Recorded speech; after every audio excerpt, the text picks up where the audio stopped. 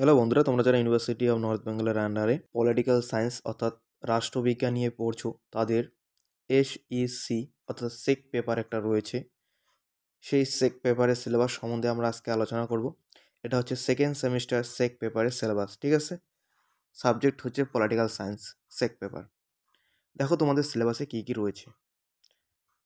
তোমাদের যে পেপার সেটার নাম হচ্ছে লেজিসলেটিভ প্রসিডিউরস ইন ইন্ডিয়া, যাকে বাংলায় বলা হয় ভারতের আইন প্রণালী, ঠিক আছে। এটা কিন্তু তোমাদের পেপার নেম।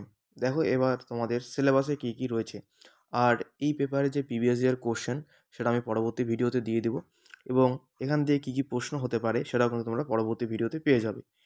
আর এই বাংলা সিলেবাসটার যে ইংলিশ পিডিএফ রয়েছে সেটা আমি ভিডিও শেষে দিয়ে দেবো, ঠিক আছে। তোমরা সকলে ভিডিওটি দেখতে থাকো। বাংলায় সিলেবাসটা তোমাদের কী কী রয়েছে।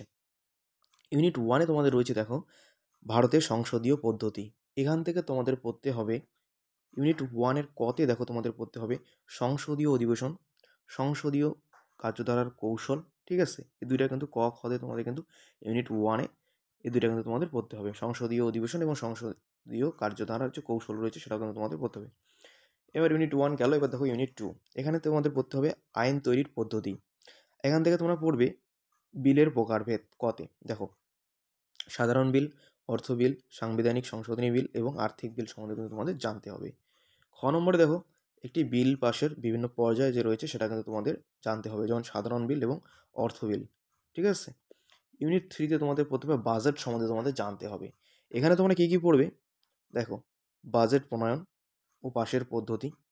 খতে দেখো তোমাদের সংসদীয় কমিটি, যেমন রয়েছে দেখো স্থায়ী কমিটি এবং ad hoc committee, public accounts committee, প্রাক্কলন কমিটি এবং জনসাধারণের জন্য কমিটির যে উদ্যোগগুলো রয়েছে সেটাও কিন্তু তোমাদের পড়তে হবে ইউনিট 3-র খতে এগুলা, ঠিক আছে। এবার দেখো তোমাদের ইউনিট 4-এ কী রয়েছে।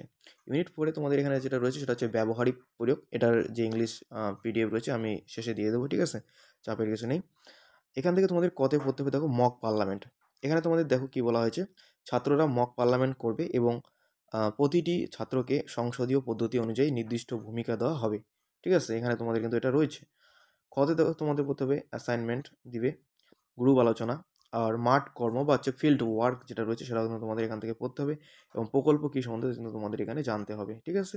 এখানে কিন্তু তোমাদের এটা রয়েছে। এবং 4 নম্বর দেখো, সংসদ ও বিধানসভায় তারা যাবে, ঠিক আছে।